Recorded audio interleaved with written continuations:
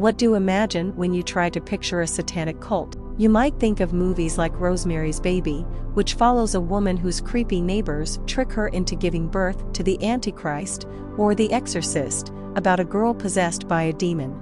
If you grew up during the 1980s, your impression of satanic cults was probably influenced by the sensationalized McMartin preschool trials, in which teachers were accused of conducting hellish rituals with their own students. Despite their influence in pop culture, none of these accurately portray satanic cults or the people involved in them. The Exorcist says less about Satanism than it does about the Roman Catholic Church, where exorcist and devil's advocate were, and remain, actual professions. And McMartin's teachers, to the surprise of paranoid parents, were acquitted for a lack of evidence. In retrospect, it turns out that investigators and psychologists stimulated the children's imagination to the point they produced fabricated testimonies. In their article, Satanism in Contemporary America, Establishment or Underground, Diane E. Taub and Lawrence D. Nelson reveal just how different the general public's perspective on satanic cults is from that of the average scholar.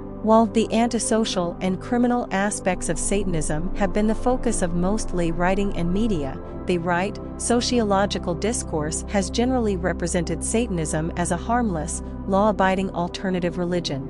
Journalist La Carmina arrived at the same conclusion while researching her latest project, The Little Book of Satanism, a guide to satanic history, culture, and wisdom. The booklet, published by Simon & Schuster with a foreword from Lucien Greaves, a co-founder of the Satanic Temple, was written in part to help clear up Satanism's besmirched reputation. Modern Satanists, La Carmina insists, are nonviolent and for the most part non-theistic, meaning they don't believe in the existence of the devil. They don't sacrifice animals or infants, and they don't pray to an irredeemable prince of evil. Rather, Satan, the fallen angel who defied God, is a metaphor for the revolt against superstition and arbitrary authority.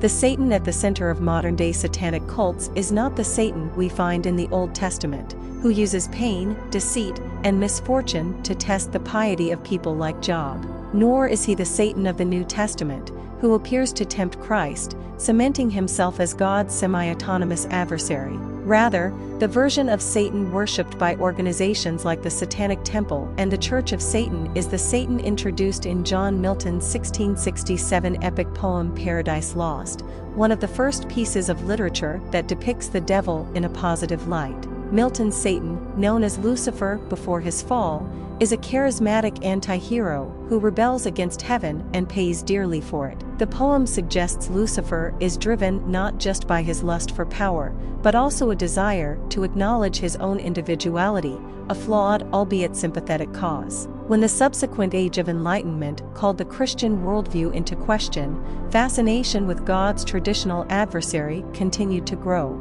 In this new context, Satan came to symbolize not just individualism, but also rebellion against an arbitrary, incompetent, or unjust authority. Both of these themes are integral to modern-day Satanism. Where conventional religion preaches selflessness and conformity, Satanism champions tolerance and freedom of expression. One of the Church of Satan's tenets is indulgence instead of abstinence. This might sound like an indiscriminatory embrace of carnal desires, well, because it is, but it also implies that a person should not be shamed of their sexuality. Similarly, the Satanic Temple's tenet that one's body is inviolable, subject to one's own will, is really just another way of saying, my body, my choice. These tenets encourage an alternative reading of religious texts such as the Book of Genesis. In this book, a snake convinces Eve to eat the forbidden fruit despite God's warning, causing her and Adam to be expelled from the Garden of Eden. Though this is not a mainstream Christian interpretation, some have interpreted the story as Eve being weak, while Adam supposedly would have resisted, and some men have used this as an excuse to treat women as inferior. A satanic take on this interpretation of Genesis, by contrast, paints Eve not as flawed but as courageous. Instead of committing a sin, she merely stood up for herself by refusing to accept her subservience to Adam and attempting to gain knowledge and power she was arbitrarily denied by her Creator. Central to Christianity is the importance of turning the other cheek.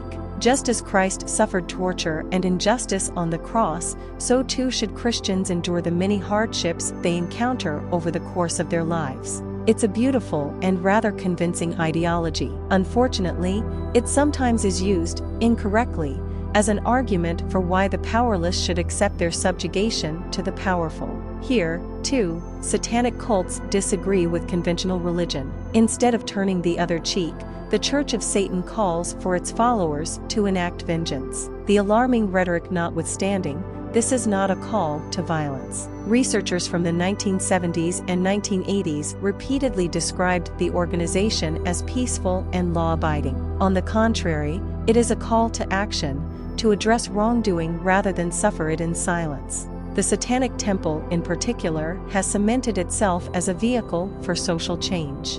In recent years, the organization has been adamant in its support for women's reproductive rights. As a religious institution recognized by the IRS, the Satanic Temple can exercise privileges that secular activist groups cannot. In 2015, the temple sued the state of Missouri, arguing that its strict abortion laws violated the religious convictions of its members. Since then, similar cases were brought before the courts of Texas, Idaho, and Indiana, just to name a few. The Satanic Temple is also a staunch ally of the LGBTQ community.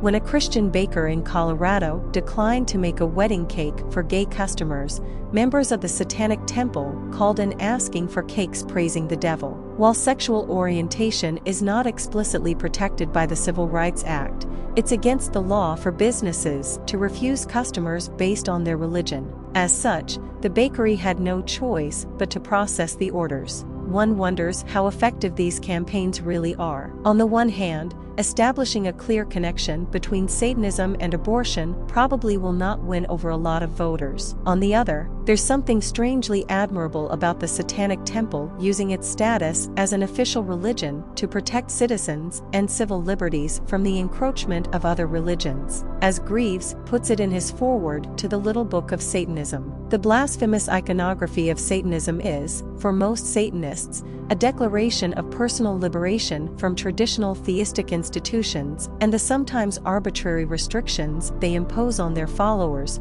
rather than a calculated insult directed at faithful believers with the intention to offend.